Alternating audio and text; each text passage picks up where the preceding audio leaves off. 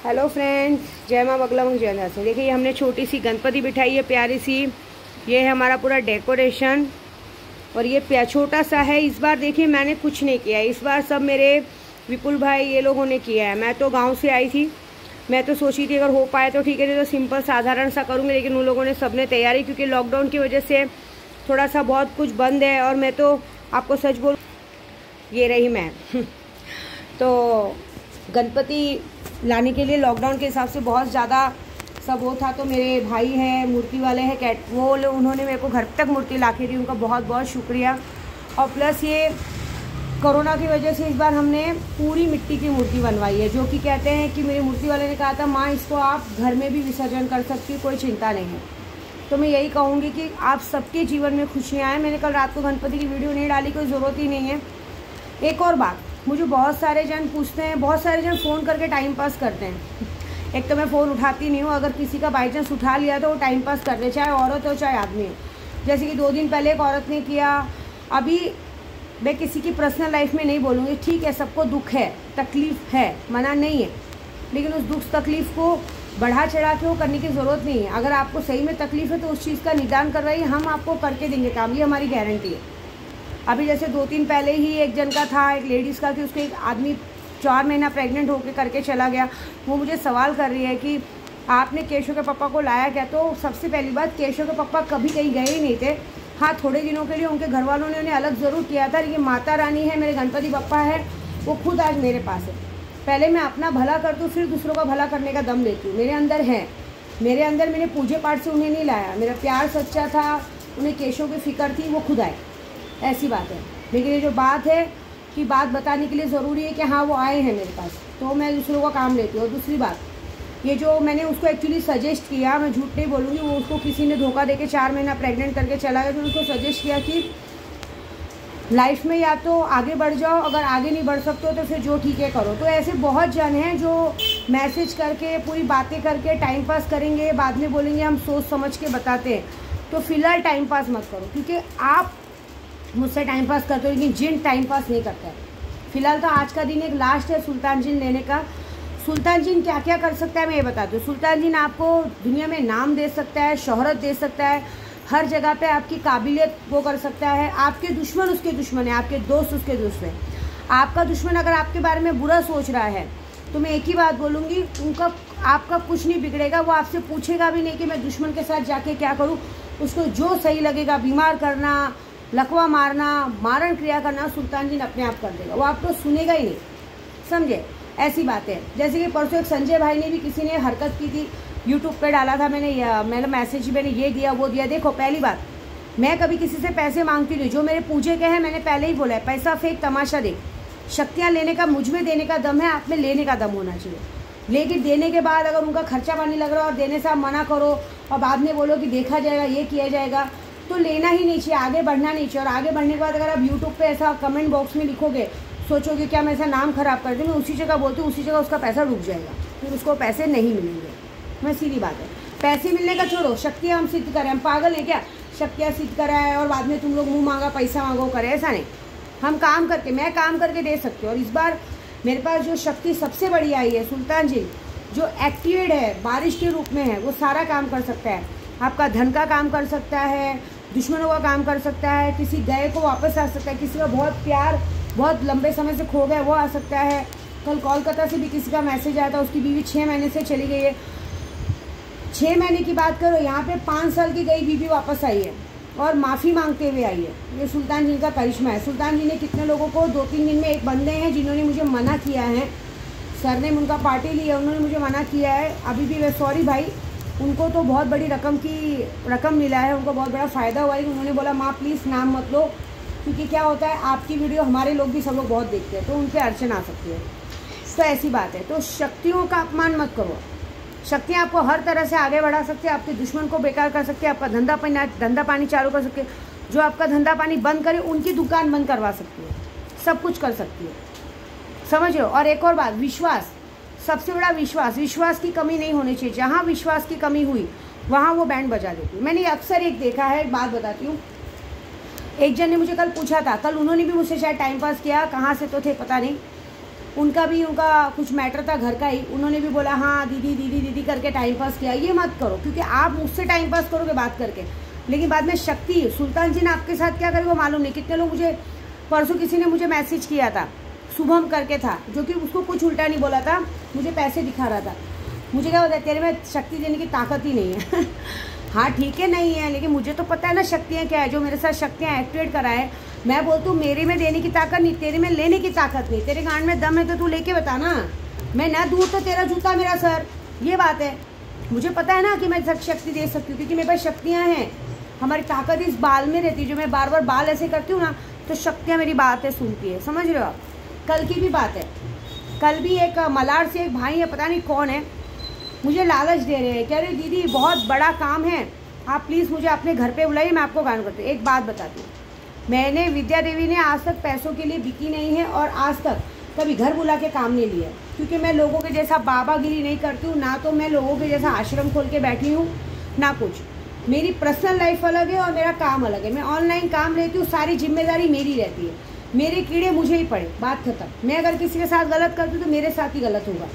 मेरे घर तक या किधर तक आने का किसी को अलाउड नहीं है। उससे यही ये सब बाबागिरी कौन करता है, जो पैसे का लालची होता है। मुझे पैसे का लालच नहीं है, मुझे मेरा भगवान का दिया बहुत कुछ है। अभी आपको बताऊँ कितने लोग ऐसे हैं जो मेरा काम धंधा रोकने की कोशिश करते हैं, मतलब सोचते हैं कि इसको शक्तियों का काम नहीं आया, ये नहीं आया, कैसे चलेगी कैसे करेगी, देखते हैं। मेरा कुछ नहीं बिगड़ेगा। मेरा देखो गणपति बप्पा को आना था आ गए, बैठना था बैठ गए, मेरा कुछ नहीं बिगड़ेगा। बिगड़ेगा आप लोगों का, जो लोग मेरे काम में अड़चन डाल रहे हैं, चाहे कोई भी हो, XYZ। मेरा काम रोकने के चक्कर में खुद के घर में भूखे मरने की नौबत आ गई। मैं एक ही बात देखती हूँ, तुम मुझ पे नज़र डालोगे, मैं तुम पे नज़र नहीं डालूंगी, लेकिन मेरा जिन मेरी शक्तियाँ तुम पे बराबर नज़र डालेंगी। बुरा सोचो, क्योंकि देखो मैं बांट के खाने वाली औरत हूँ। मैं जो कमाती हूँ ना उसका, मैं कहते ना, मैं 100 रुपये में 60 रुपये बांट के खाती हूँ, मेरी आदत है। मैं कभी भी, मेरे घर में भी लोग रहते हैं काम करते, सबको पता है, अगर मेरे पास कहीं से पैसा आएगा तो मैं सबको दे के बांट के अच्छे से खाती हूँ। तो भगवान मुझे कमी नहीं होने देता। दूसरी बात, जो मेरे पैसे पे नज़र रखता है, यार ये कैसे कर लेती है, क्या कर लेती है, कहाँ से ले आती है, उनके साथ क्या होगा मालूम है, उनका ही पैसा पानी रुक जाता है। भगवान उनको देगा ही नहीं। वो क्या बोलेगा ना, तो सामने वाले पे नज़र रख रहे ना, तुम्हारे कोई जब नहीं आएगा तो क्या करेंगे। और मेरे पीछे जो नज़र रखता है उसके ऊपर पता है कौन नज़र रखता है, उस पर जिन नज़र रखता है या शक्तियाँ नज़र रखती है। मेरा कुछ नहीं बिगड़ता, मैं ऐसी बैठी हूँ। क्या होगा मालूम है, तुम्हारा ही काम धंधा बंद हो जाएगा, क्योंकि मेरे साथ मेरे पीछे 10 घर चलते हैं, वो 10 घर तुमको बद्दुआ देते हैं। मेरी एक की नहीं, 10 घर की बद्दुआ लगी। और दूसरी बात, मेरा कुछ नहीं बिगड़ता है। मैं आपको बोलूँ, मेरा 1 दिन 2 दिन बाद में खुद ब खुद भगवान रास्ता करते हैं। क्यों? मैं उन औरतों में से नहीं हूँ कि बड़ा बड़ा शौक़ रखूँ, बड़े बड़े खाने पीने का शौक़ रखूँ, नहीं। मैं अपने घर में खुद आज भी ऐसी हालत में भी अपने हाथ से खाना बना के खाती हूँ। मेरे घर में पूछो 2-2 जन हैं, जो 2 जन काम करते हैं, उनको भी कभी मैंने काम वाला समझा ही नहीं है। उनको भी मैंने अपनी ननद का दर्जा दिया है। मेरे केशव के पापा को उन्होंने राखी बांधा है, वो राखी बांधे। हम लोग एकदम बराबरी में काम करते हैं। मैं कभी उन लोगों को नीचा नहीं दिखाती, तो भगवान कभी मुझे नीचा दिखाएगा नहीं। हाँ ये है, मेरा काम धंधा रोकने की कोशिश करोगे, मेरा पैसा रोकने की कोशिश करोगे, तुम्हारा ऐसा हो जाएगा कि तुमको, मुझे तो कहीं से मिल भी जाएगा, लेकिन तुमको तो ऐसा होगा तुमको भीख मांगे भीख नहीं मिलेगी, मतलब रो दोगे। मैंने देखा है, जो अभी मैंने कल आईनी अमलेट में देखा, 2-3 जनों ने मेरा काम रोकने की कोशिश की ना, कल उनके घर पे कहते ना भाजी लाने के लिए भी पैसे नहीं थे। अब चाहे जो भी हो, मैं नाम नहीं लूँगी उन लोगों को, क्योंकि वो लोग समझ गए होंगे मैं किसके लिए बोल रही हूँ। कल मैंने आगाह किया था, कितने लोगों का ईगो हर्ट है। मैं आपको एक कहानी सुनाती हूँ। कहते हैं गणपति बप्पा की कहानी, जो सुने उसका भला, जो कहे उसका भला।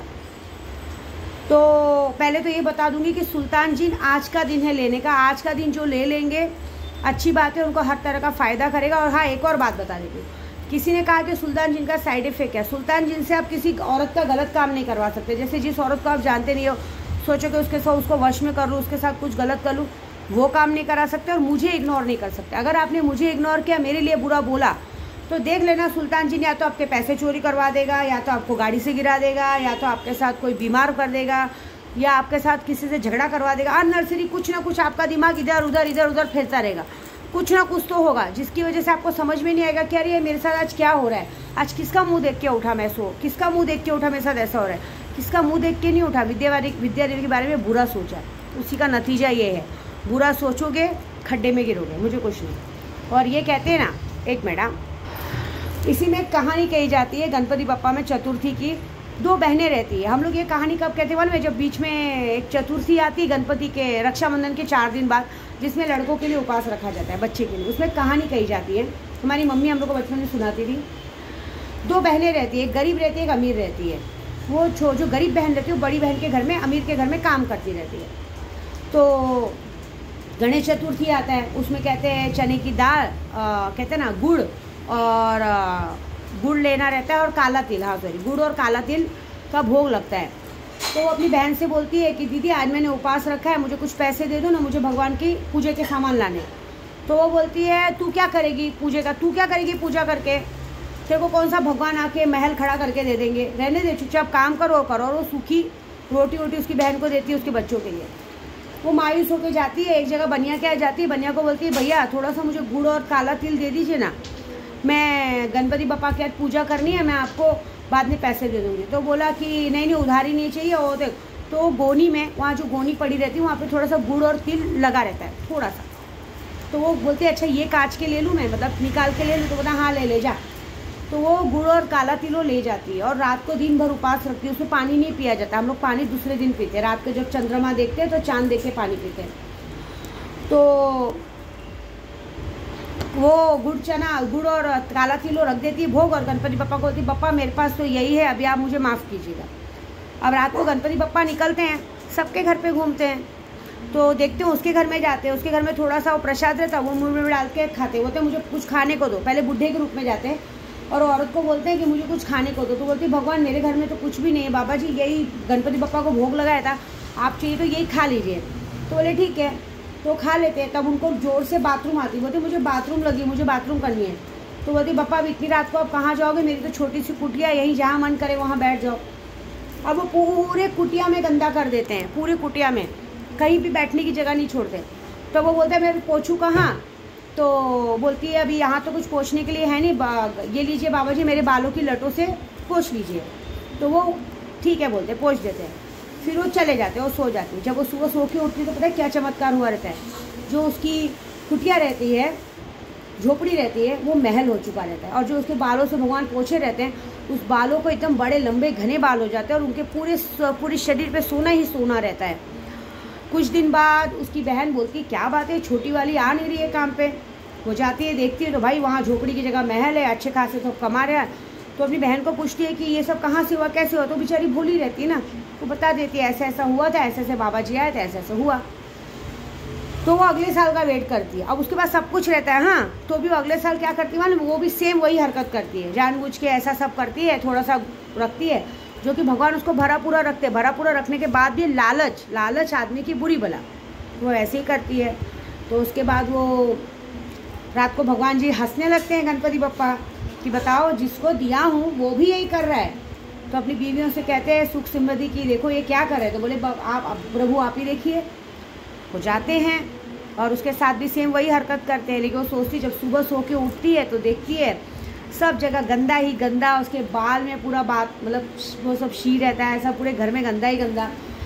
तो यही कहावत है इस गणपति बप्पा के, हे गणपति बप्पा जो निर्धन है उसे धन दो और जो बाझिन है उसे पुत्र दो। मैं तो बांझिन नहीं हूँ, लेकिन मेरे पास भी पुत्र की आशा है, मुझे पुत्र दे दो या पुत्री दे दो, लेकिन मेरे को दे दो। लेकिन यही कहानी का यही मतलब है कि लालच बुरी बला है, और जो सच्चे मन से भगवान की पूजा करते हैं, जो सच्चे लोग होते हैं, उनका कभी कोई बाल वाका नहीं कर सकता। ऐसे ही मेरे साथ हुआ। मेरे पास तो मैं गाँव से आई थी, झूठ नहीं बोलूँगी, मेरी कोई तैयारी नहीं थी।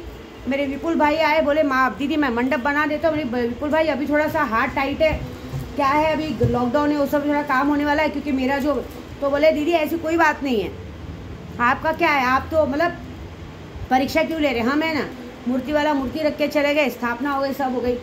तो भगवान अगर जिसके साथ रहता है ना, उसको कोई बुरा नहीं कर सकता। देखिए हम हो चाहे आप हो, मैं लोगों का पूजा करती हूँ ना, मैं लोगों से भले जितना भी पैसा लूँ, मैं कभी भी ईमानदारी से, मुझे उसमें से जो बचते हैं ना 10-15 हज़ार रुपये, बस मैं वही रखती हूँ। बाकी ये सारे पैसे ईमानदारी से पूजे में लगाती हूँ। हम ब्राह्मण हैं, हमको तो भगवान ने श्राप ही दिया है, भीख मांगर रोटी खाए, तो हमको भीख मांग के खाने में कोई शर्म नहीं है। लेकिन जो हमारे साथ ऐसी हरकतें करते हैं ना, उनको एक ही कहावत है, हमारा घर अन्नपूर्णा है, मेरे घर में आज भी डेली 10 लोग खाना खाते हैं, तो यहाँ कभी कमी नहीं होगी। लेकिन इस घर में अगर आप नज़र मारोगे और हमारे लिए बुरा सोचोगे कि अरे कैसे कर लेते और मुझसे जलोगे, तो मैं तो कुछ नहीं करूँगी, मेरे पीछे मेरी शक्तियाँ खड़ी और मेरे भगवान खड़े। देखिए मैं ये साड़ी भी पहनती हूँ ना तो 500 रुपये की पहनती हूँ, मेरे अंदर कोई दिखावा नहीं है। तो भी मेरे केशव के पप्पा क्या कहते हैं, मान तू जो पहनती तो भी हर चीज़ आपके कपड़ों में बहुत मस्त दिखती है तो बहुत बड़ी बात है, कपड़े पहनना आना चाहिए। नहीं तो पता है 10,000 की साड़ी भी फुअर औरत पहन लेना एड़ी वेड़ी पे चढ़ा के, तो साड़ी का मतलब बिगड़ जाता है, ये बात होता है। तो ये होता है कि देखो आदमी अगर कम में खाना जीना सीख लेना तो उसे कभी तकलीफ़ होती ही नहीं है। मैंने बचपन से छोटे में रहना सीखा है तो मुझे कभी उस बात की तकलीफ़ होगी नहीं। मेरा मानना ये है कि घर में अगर राशन भरा है, दाल चावल बनाओ, अच्छे से खाओ और हंस खेल के रहो तो जीवन अच्छा है। अगर ये इंसान सोचेगा कि नहीं बाहर की खुशियाँ ही ला के घर में खानी है तो आदमी कभी सुखी नहीं रहेगा। जो घर में रोज़ डेली अनाज फेंकता है, जो अनाज का अपमान करता है, उसके घर में भी अन्नपूर्णा नाराज़ हो जाती है। मेरे घर में भी हम लोग कभी जल्दी फेंकते नहीं, जब बहुत ज़्यादा हो जाता है तो हम लोग करते हैं, नहीं तो हम उस अनाज को वो करके खाते हैं। जिस घर में अनाज का अपमान होता है, जिस घर में भगवान का अपमान होता है, जिस घर में बड़ों का अनादर होता है, उस घर में कभी लक्ष्मी नहीं टिकती, वो कभी आगे नहीं बढ़ते, ऐसा है। दूसरी बात, कल चंद्र, और हाँ ये चतुर्थी का चांद कल कोई नहीं देखता है, कल के दिन कोई शाम को बाहर नहीं निकलता अगर जो गणपति बप्पा को मानते हैं, क्योंकि गणपति बप्पा का चंद्रमा ने उनका कहते हैं ना क्या बोल लेते हैं, उनका अपमान किया था, उसको अपनी सुंदरता पे बहुत घमंड था, तो भगवान ने श्राप दिया था कि आज के दिन जो मुझे मानता है अगर उसने तुझे देखा, मेरी बराबरी तुझसे की, तो उसको ज़िंदगी भर में ऐसा कलंक लगेगा, और वो कलंक छोटा मोटा नहीं लगता है। कल के दिन जिसने चांद देखा होगा ना उसके अंदर कोई बड़ा ही कलंक लगेगा, चोरी का या कोई नाम खराब होने का या कोई केस का, ऐसा कोई बड़ा ही लगेगा साल भर में, जिसका नाम पूरी दुनिया में पता चलेगा, लोगों को पता चलेगा कि इसने कांड किया था। ये बात होती है। कल हमने भी बहुत लोगों को आगाह किया था कि घर से ना निकले, मत करें, लेकिन कहावत है ना, विनाश काले विपरीत बुद्धि, क्या कर सकते हैं, कुछ नहीं कर सकते।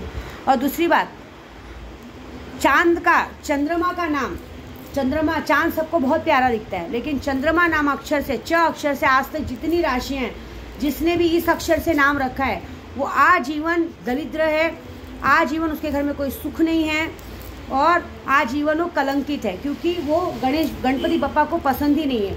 आपको यकीन नहीं आएगा, चांद की चांदनी देख के सबको बड़ा अच्छा लगता है कि आज चांद कितना अच्छा हुआ है ना, लेकिन आपको ये बात पता नहीं कि वो गणपति बप्पा का दुश्मन है।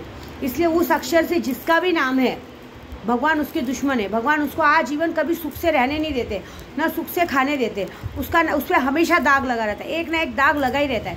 इसलिए देखिए बच्चे जब भी जन्मते हैं ना, उनका नाम कभी भी इस अक्षर से नहीं रखा जाता है, उनका नाम कोई और अक्षर से रख देंगे, लेकिन इस अक्षर से नाम बिल्कुल भी नहीं रखेंगे। और चंद्रमा से जुड़ता हुआ नाम तो बिल्कुल नहीं रखेंगे, क्योंकि पता है चंद्रमा से जुड़ता हुआ नाम अगर किसी ने रख लिया तो समझ लीजिए जब तक वो जिंदा है आजीवन वो दुखी दुखी दुखी ही है, उसके जीवन में सुख कभी नहीं मिलेगा, और वो हमेशा कलंकित रहेगा, उस पर कलंक ही लगा रहेगा, कोई ना कोई दोष आरोपण लगता ही रहेगा।